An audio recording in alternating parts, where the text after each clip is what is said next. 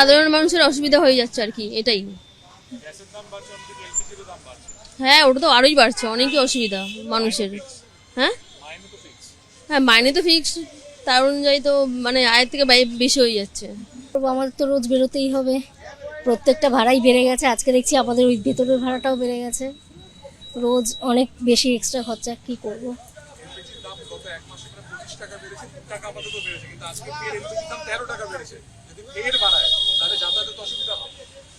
হচ্ছে তো, যাদের প্রচুর রোজগার আছে তাদের পক্ষে কোনো অসুবিধে নয়, কিন্তু যাদের রোজগারটা একই জায়গায় রয়েছে দীর্ঘদিন ধরে, ধরুন গত 8 বছর 10 বছর ধরে যাদের একই রোজগার রয়েছে, সেক্ষেত্রে সাধারণ মানুষের ভোগান্তি খুবই হবে। দেখো, জানিয়ে রাখি যে গতকালকে পর্যন্ত অটো এলপিজি যারা অটো চালকরা ছিলেন শহরে, তারা 70 টাকা 68 পয়সাতে গতকালকে পর্যন্ত কিনেছিলেন।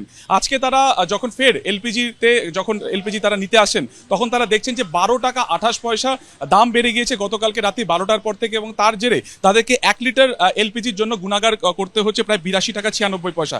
তাদের বক্তব্য যে এই যে 1 মাস মধ্যপ্রাচ্যের যুদ্ধ যবে থেকে শুরু হয়েছে, তার আগে পর্যন্ত 57 টাকা সামথিং পয়সাতে তাদের এই টাকা কিনতে হতো, তারপরে প্রায় 1 মাসে ধাপে ধাপে প্রায় 25 টাকা বেড়ে গিয়েছে। আমরা দেখতে পাচ্ছি অটোর দীর্ঘ লাইন প্রিন্স আনোয়ার শাহ রোডের একটি ইন্ডিয়ান অয়েল পেট্রোল পাম্পে, এবং অটো চালক যারা রয়েছেন তাদের স্পষ্ট বক্তব্য যে এই 25 টাকা যে তাদের বেড়েছে, তার ফলে তারা কিন্তু যথেষ্ট আশঙ্কার মধ্যে পড়েছেন। পরিবার নিয়ে কি করে চলবেন তারা বুঝতে পারছেন না। সামনের দিকে পেট্রোল পাম্পে যে তুমি অটো দেখতে পাচ্ছ, বাইরের রাস্তার দিকে কিন্তু সেই অটোর লাইন আরো একেবারে সর্পিল আকার ধারণ করেছে। আমি এই যে দেখতে পাচ্ছ যেখানে এলপিজি নেওয়া হচ্ছে, এখানে কিন্তু স্পষ্ট যে রেট লেখা আছে, ক্যামেরা অভিজিৎকে দেখাতে বলবো, 82 টাকা 96 পয়সা, অর্থাৎ 1 লিটারের দাম 82 টাকা 96 পয়সা। গতকালকে পর্যন্ত কত রেট ছিল দাদা? কলকাতা রেট 70 रुपया 67 पॉइंट 70 টাকার মধ্যে প্রায় 12 টাকা 28 পয়সা বেড়ে গেছে। हाँ। যেমন জ্বালানির দাম বেড়েছে, একটি অটোর সাথে একাধিক পরিবার কিন্তু যুক্ত থাকে, তার কারণে আমরা জানি যে দিনে 2 থেকে 3জন গাড়ির চালক যারা রয়েছেন তারা একটি অটোকে চালান। ফলত সেই জায়গা থেকে আরম্ভ করে সকালবেলাতে এরকম দীর্ঘ লাইন, তোমাকে একবার লাইনটা দেখানোর চেষ্টা করব। এই হচ্ছে পেট্রোল পাম্পের ভেতর দিকের অবস্থা। বাইরের দিকে যদি তুমি দেখো, এটা হচ্ছে একেবারে রুবি থেকে তোমার কোনো রাসবিহারী, একাধিক রুটের অটো কিন্তু এখানে রয়েছে, এরকম দীর্ঘ লাইন রয়েছে। তারা এক এক করে অটো যাচ্ছে ভেতরে এবং সেখান থেকে তারা গ্যাস ভরিয়ে নিচ্ছেন, এবং সব মিলিয়ে তাদের যেটা বক্তব্য যে যেখানে 57 টাকাতে তারা গ্যাস কিনেছিলেন 1 মাস আগেও, সেখান থেকে প্রায় 25 টাকা বেড়ে গিয়েছে, এবং আজকে গতকাল রাতের বেলাতে 12 টাকা 28 পয়সা বেড়ে সেই গ্যাসের দাম কিন্তু এখন প্রায় 82 টাকা 98 পয়সা, অর্থাৎ প্রায় 25 টাকার মতন পুরো সব মিলিয়ে 1 মাসের মধ্যে বেড়ে গেছে। একদিকে যেমন তারা প্যাসেঞ্জার বাড়াতে পারছেন না পুলিশের ভয়, একদিকে দাম বাড়াতে পারছেন না, তার কারণ সেক্ষেত্রে প্যাসেঞ্জার কমে যেতে পারে, তারা অটো থেকে নেমে বাসে চলে যেতে পারে। সব মিলিয়ে শহরের যারা অটো চালকরা রয়েছেন তারা কিন্তু এই 12 টাকা 28 পয়সার যে গতকাল রাত্রি থেকে বাড়তি তাদের মধ্যে বোঝা চেপেছে, তার জেরে তারা কিন্তু যথেষ্ট দুশ্চিন্তার মধ্যে রয়েছেন। অনেক অসুবিধা হচ্ছে। আজকে শুনছি ভাড়ার 12 টাকা বেড়ে গেছে বা 13 টাকা বেড়ে গেছে, তাহলে এবার চলবে কি করে আমাদের? এবার গাড়ি এখন লাইন অনেকটাই পড়ে গেছে, এখন লাইন পড়ে গেছে। ভাড়া প্যাসেঞ্জার তো বলছে আমাদের তো মানে মাইনে বাড়ছে না, তারা আপনাদেরকে ভাড়া দেবো কী করে? হ্যাঁ, ওরাও সেরকম উঠতে চাইছে, হেঁটে চলে যাচ্ছে। ভাড়ার জন্য বাড়াতে পারছি না, দেখা যাক কী করা যায়। আজকে তো ভাড়া বেড়ে গেছে, গ্যাসটা নিয়ে যাই স্ট্যান্ডে, কি বলতে হবে ভাড়া বাড়াতে হবে, কিছু করার নেই। চমকা বেড়ে গেল, এবার আমাদের ভাড়া বাড়ানোর কোনো অপশান নেই, কেন বাস তো সেই ভাড়াতেই নিয়ে চলে যাবে। আর আমাদের এমনি 8 বছর আগে 2 টাকা ভাড়া বেড়েছে, তাই প্যাসেঞ্জার ডাউন হয়ে গেছে। এরপর যদি আবার ভাড়া বাড়াই, প্যাসেঞ্জার বাস উঠে বেরিয়ে চলে যাবে। আমাদের ঘন ঘন বাস, কোনো উপায় নেই। কি গড়িয়ার থেকে রুবি ঘন ঘন বাস, টাম কোম্পানিও বাস বার করে দিয়েছে, তা আমরা কোথাতে ভাড়া বাড়াবো? ভাড়া বাড়লেও হবে না, প্যাসেঞ্জার ওভারলোডিংও করা যাবে না। দামটা কমলে তাহলে আমাদের ঠিকঠাক চলবে।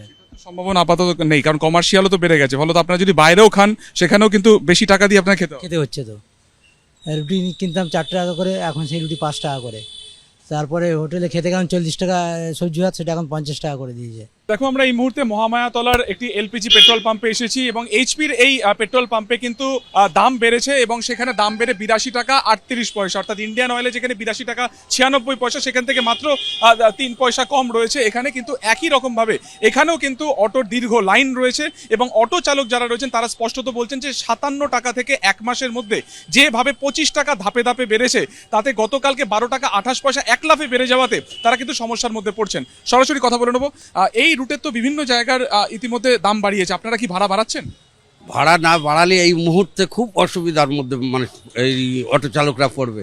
তার কারণ যেভাবে এলপিজির দাম ধাপে ধাপে একেবারে 82 টাকা কাছে চলে গেল, এই মুহূর্তে ভাড়া যদি না বাড়ানো হয় খুব ক্ষতিকর হবে অটো চালকদের পক্ষে।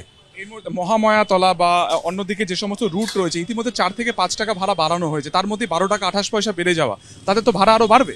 হ্যাঁ, অবিলম্বে ভাড়া বাড়ানোর দরকার, না হলে বিকল্প কোনো পথ খোলা নেই, নাহলে অটো চালকরা মারা যাবে, এইরকম একটা পরিস্থিতি ভয়াবহ তৈরি হয়েছে।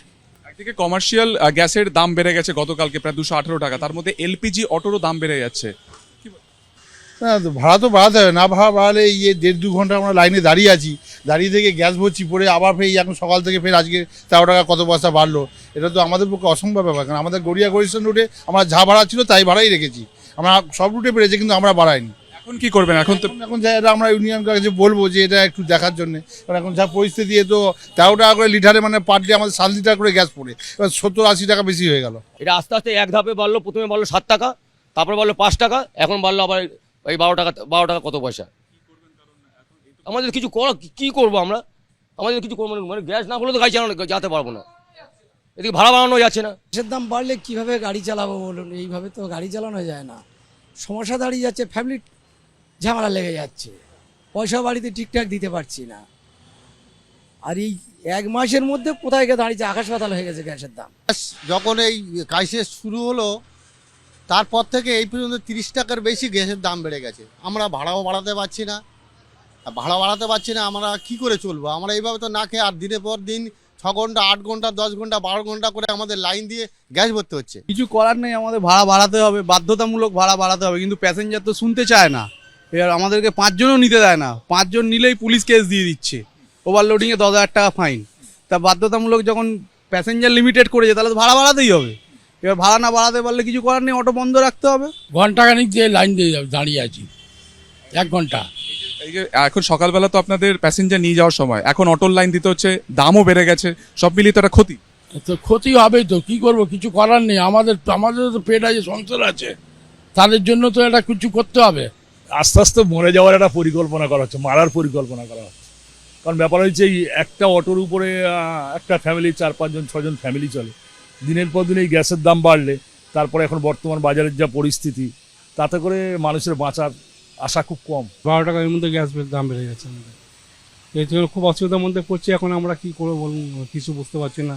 যে মালিকের বাচ্চা আছে, সারাদিনে গ্যাসের খরচা আছে, মানে কী করে মেকআপ করবো সেই ব্যাপারটা আমরা চিন্তা। এখন এই মুহূর্তে ভাড়া বাড়ানোর ব্যাপারটা নিয়ে আমরা মানে কী করবো, এখন ইউনিয়নের সঙ্গে একটা আলোচনা করে দেখি, যদি তারা যদি ভাড়াটা যদি বাড়াতে পারে তাহলে আমাদের একটু হয়তো মানে রিলিফ হতে পারে আর কি। 15 টাকা দিয়ে এখন দেখুন কত রেট আজকে, 1 মাসে এত বাড়লো 30 টাকা। কি করবেন? কারণ একটা অটোর উপর তো এতগুলো পরিবার নির্ভর। হ্যাঁ, তো কি করবো, চালাতে তো হবে। আমরা কি চুরি ডাকাতি তো করতে পারবো না, এইটাই আমাদের জীবিকা। সকালবেলাতে প্রায় ঘন্টাখানেক লাইন, তাতেও তো একটা ব্যবসায়িক ক্ষতি। হ্যাঁ, ক্ষতি তো হচ্ছে, সারাদিন এক একজনের 6 ঘন্টা 7 ঘন্টা গ্যাস ভরতেই চলে যাচ্ছে। এবিপি আনন্দ, এগিয়ে থাকে, এগিয়ে রাখে।